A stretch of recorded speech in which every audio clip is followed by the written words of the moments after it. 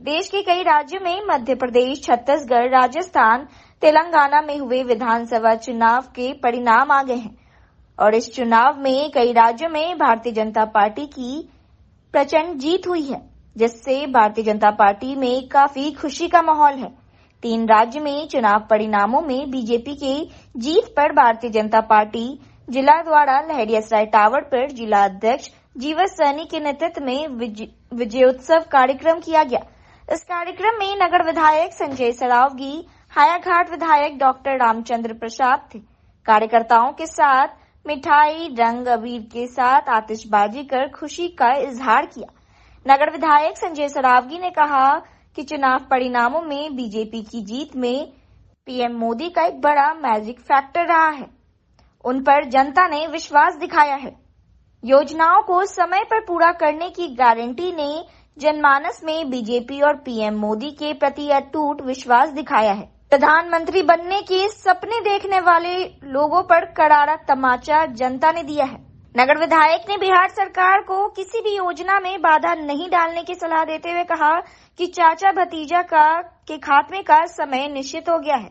अब झूठ, छल, कपट और पाखंड को जनता ने नकारा है। वहीं हायाघाट विधायक रामचंद्र शाह ने कहा कि समाज को जाति के आधार पर तोड़ने की रणनीति फेल हो गई है। वहीं इस चुनाव की जीत ने मुहर लगाई है कि 2024 की जीत इससे भी बड़ी होगी। वहीं इस अवसर पर अभय झा, सुजीत मल्लिक, ज्योति कृष्ण झा, लवली, संजीव शाह, देवेंद्र झा, दिलीप भारती, आदित्य नारायण मन्ना, अविनाश शाह, राजेश रंजन, संतोष पोद्दार, प्रेम कुमार, रतन शाह आदि लोग मौजूद रहे।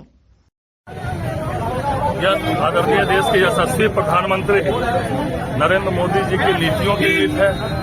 पूरा देश आज आह्लादित है। पूरे देश में आज पटाखे फूट रहे हैं, रंग अबीर खिलाए जा रहे हैं और मिथिला तो विशेषकर आह्लादित है। लड्डू बांटे जा रहे हैं और आज देश में यह स्वर्णिम दिन है कि 4 राज्यों का रिजल्ट आया है। 4 राज्यों में 3 राज्यों में भारतीय जनता पार्टी की पूर्ण बहुमत की सरकार बनाई है और तेलंगाना में भी 8 गुना बढ़ोतरी भारतीय जनता पार्टी ने हुई है। पिछली बार हमारी वहां 1 सीट थी और आज 7 सीटों से ज्यादा हम वहां कर रहे हैं।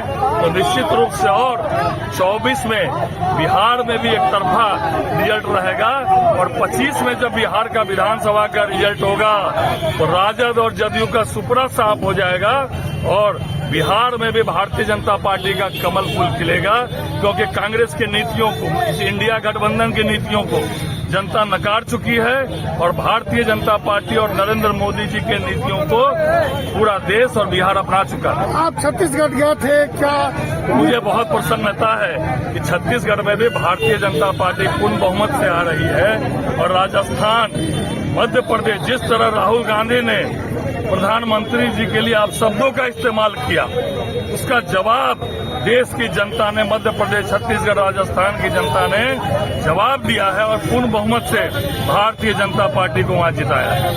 केसी त्यागी ने कहा है कि कांग्रेस हार का कारण कांग्रेस है। निश्चित रूप से आप सनातन धर्म पर आक्रमण करेंगे, आप बहुसंख्यक हिंदू को अपमानित करेंगे, यह इस देश की जनता कभी बर्दाश्त नहीं कर सकती है।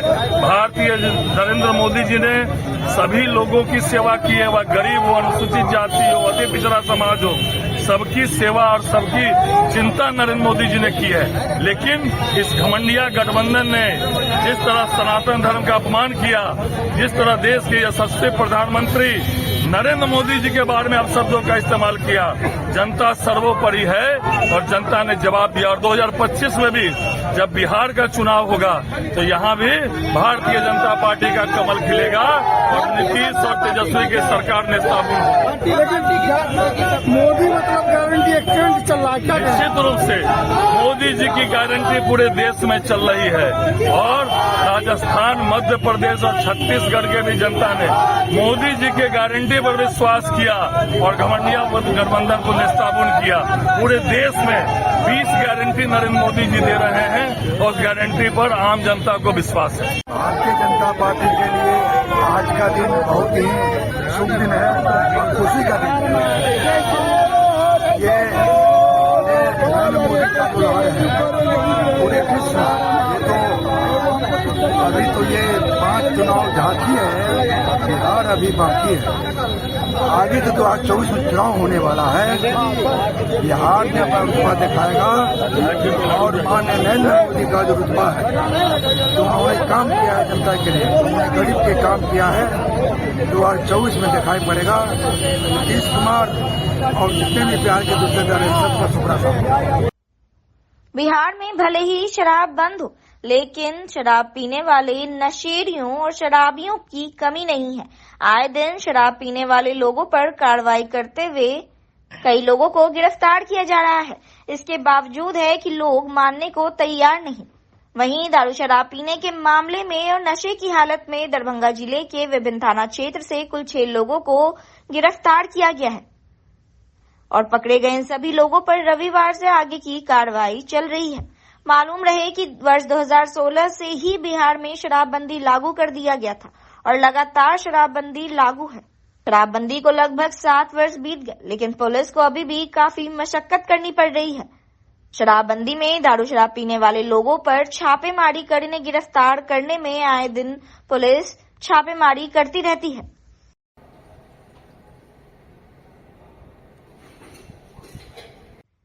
3 दिसंबर को अंतर्राष्ट्रीय दिव्यांग दिवस के अवसर पर भारतीय दिव्यांग संगठन दरभंगा की ओर से विश्व दिव्यांग दिवस समारोह कार्यक्रम का आयोजन किया गया लहरियासराय में रविवार को। वहीं समारोह के अवसर पर दिव्यांग समाज के लोगों के बीच कंबल वितरण कार्यक्रम का आयोजन किया गया।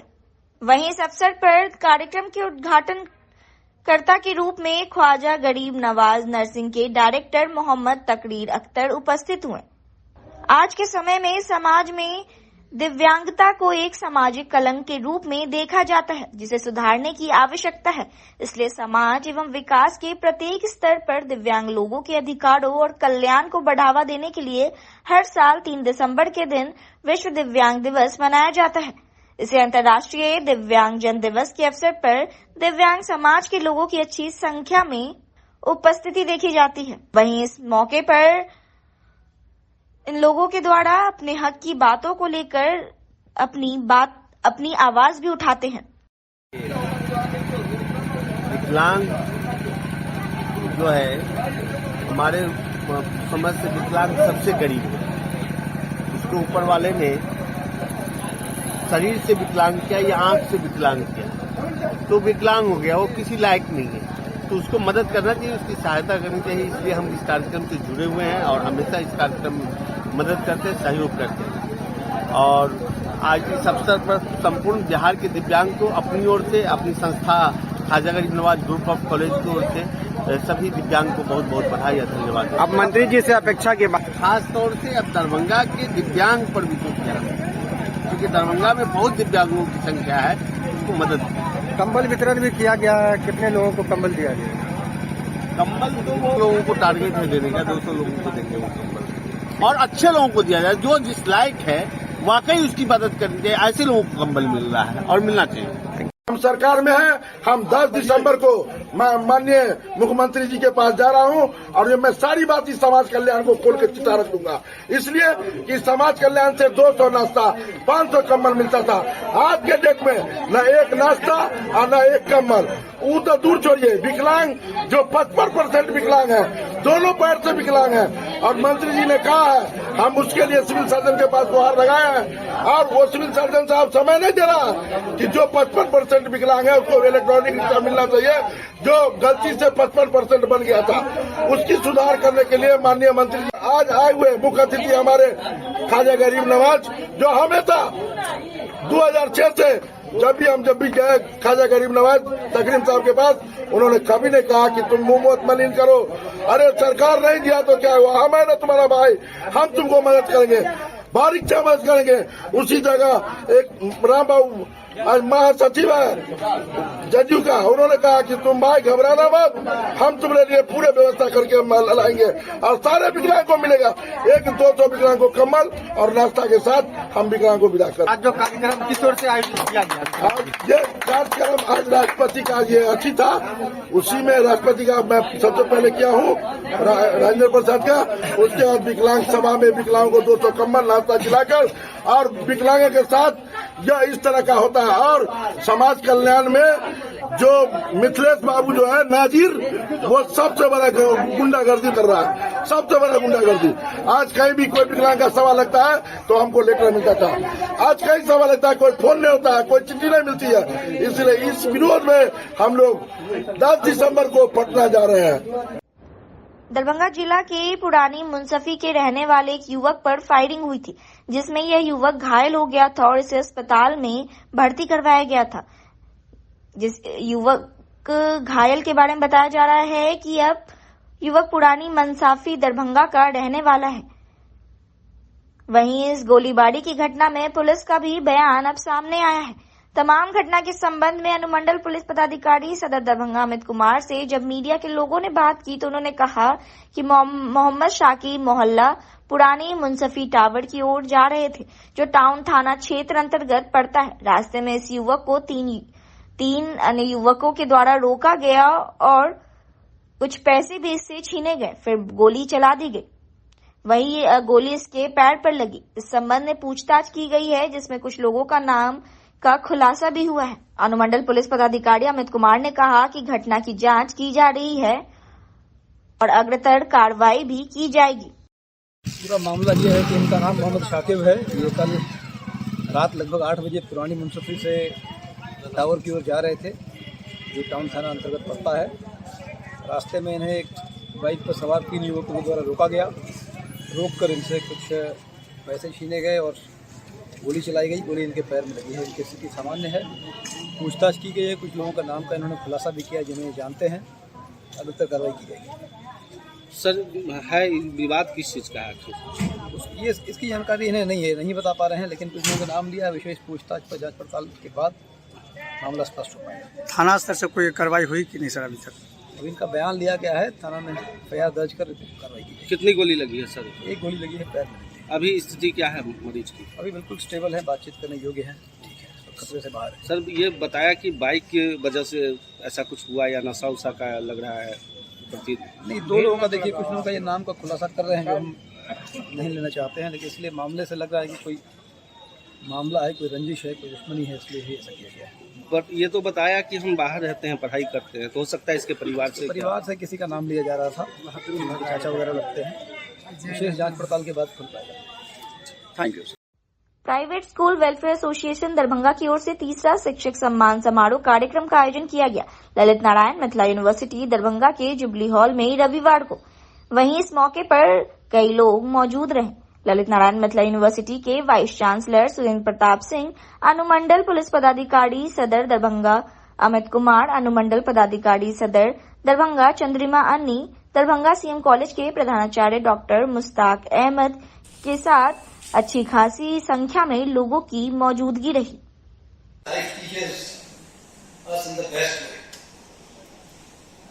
Most of us kind of agree to the statement, but I differ from the statement. And I strongly differ because life teaches us maybe in the best way, but in a very hard way.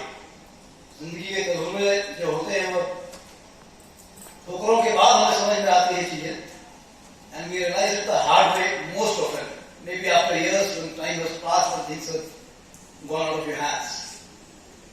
So it is here that the role of teachers and guardian as teachers, because guardians will teach करते हैं बच्चों को daily basis पर. The role of teachers becomes of paramount importance because we guide the children right from primary education, primary schooling, nursery, LKG, right till graduation, post-graduation, PhDs. जो कि highest platforms education के राष्ट्र के निर्माण में उनकी भूमिका क्या रही है, क्या है और क्या होगी, इस पर ज्यादा एम्फसाइज करने की आवश्यकता मैं नहीं समझता हूं। We have been talking a lot about the best practices in the world, about Finland, about other Western countries, about India and the comparative practices and the best practices which need to be adopted from those countries. Apart from adopting, we also need to sincerely acknowledge that everything should be country specific, everything should be customized. अगर हम हिंदुस्तान की बात करते हैं तो still I feel that very privileged few of us have the opportunity to go to private institutions. I also am a product of a private institution, Lala School in Shepur. Private institutions have a big role to play in the nation building. they have been playing. But ये एक privilege है. On the other side are the underprivileged children who have been going, who are forced to go to the public schools, I'll say, because nobody, to be honest from this dais, nobody voluntarily goes to the public education school system. Maybe apart from some other states which are more developed. ऐसे में जो gap है, इसको कैसे कम करना है? This also we have to, because private education should not be only profit oriented, which it is not. I'm not saying it is profit oriented. We should also extend a helping hand to the government, to the children who are not as privileged as those who are attending private institutions. For example, हमने देखा है बहुत सारे स्कूलों में we have after school classes. After school classes are being run for the underprivileged children of their society who come and attend the classes voluntarily, maybe without uniform, without tiffin boxes, lunch boxes, without fancy gadgets. But they avail the infrastructure of the school and also they avail the teaching from the same teachers. आज private schools and children welfare association Darbhanga district की ओर से तीसरा शिक्षक सम्मान समारोह का आयोजन हुआ है ललित नारायण मिथिला यूनिवर्सिटी के जुबली हॉल में, जिसमें आज के मुख्य अतिथि सैयद शमाल अहमद, राष्ट्रीय अध्यक्ष private school and children welfare association India, साथ ही साथ हमारे ललित नारायण मिथिला यूनिवर्सिटी के VC honourable professor Surendra Pratap Singh sir, SDPO Darbhanga Amit Kumar sir, SDM Darbhanga Chandrima Atri ma'am, साथ ही साथ सीएम कॉलेज के प्रिंसिपल डॉक्टर मुश्ताक अहमद, रहमान्स 30 के फाउंडर डायरेक्टर उबैदुर रहमान साहब इस प्रोग्राम में उपस्थित थे। और आज इस प्रोग्राम का मकसद सिर्फ और सिर्फ ये है कि हमारे तमाम टीचर जो हर दिन कड़ी मेहनत करते हैं बच्चे को नई चीज़ सिखाने के लिए, बच्चे को आगे बढ़ाने के लिए, उनके अंदर नई पोटेंशियल बनाने के लिए, आज उनको हम लोग सम्मानित कर रहे हैं।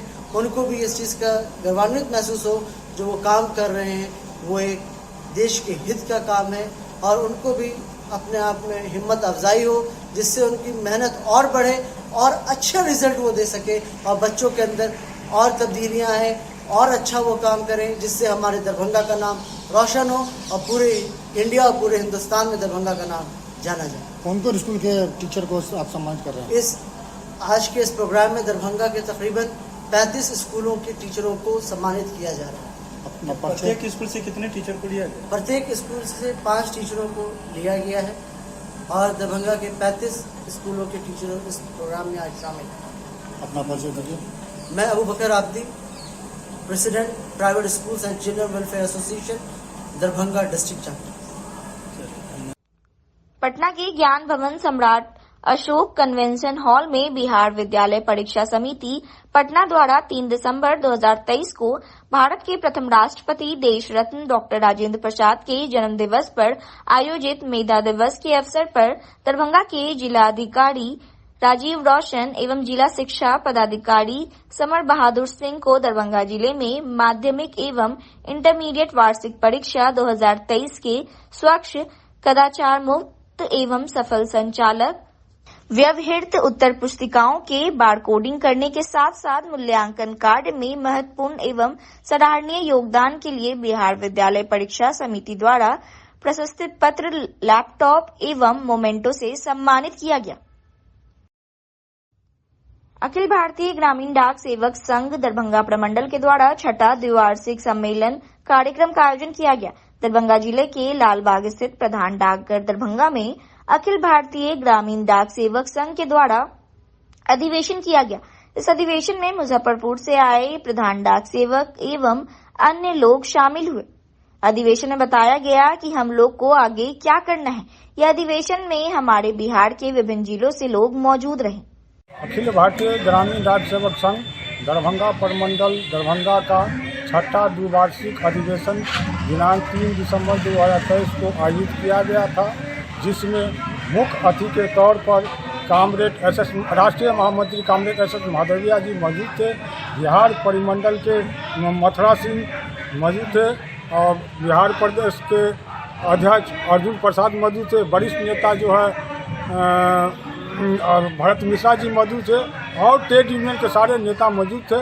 उसमें हम छठी बार जो है प्रमंडलीय मंत्री का चयन किया गया है।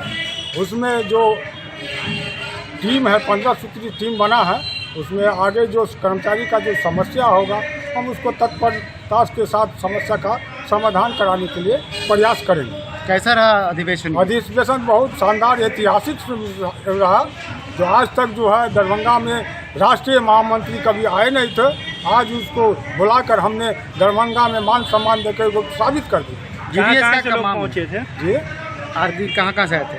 आदमी आए हैं तो कटिहार से आए हैं, मधुबनी से आए हैं, मुजफ्फरपुर से आए हैं, पटना से आए हैं, सारे जगह से लोग आए हैं। आंदोलन को लेकर जीडीएस की मांग की गई है। आंदोलन के लिए 12 दिसंबर से देशव्यापी अनिश्चितकालीन हड़ताल पर हम लोग जाने के लिए 17/11/2023 को हम डाक विभाग के सचिव और सेक्रेटरी पोस्ट को सूचना दे दी गई है। इस बीच में अगर हमारी मांग को नहीं मानेंगे तो 12 दिसंबर से जो चक्का जाम रहेगा। नाम बता दीजिए। मेरा नाम राजकिशोर साहनी, प्रमंडलीय मंत्री, अखिल भारतीय ग्रामीण डाक सेवक संघ। लगभग कितना डाक कर्मचारी आ जाएंगे? लगभग इसमें जो है 400 से लगभग कर्मचारी हैं।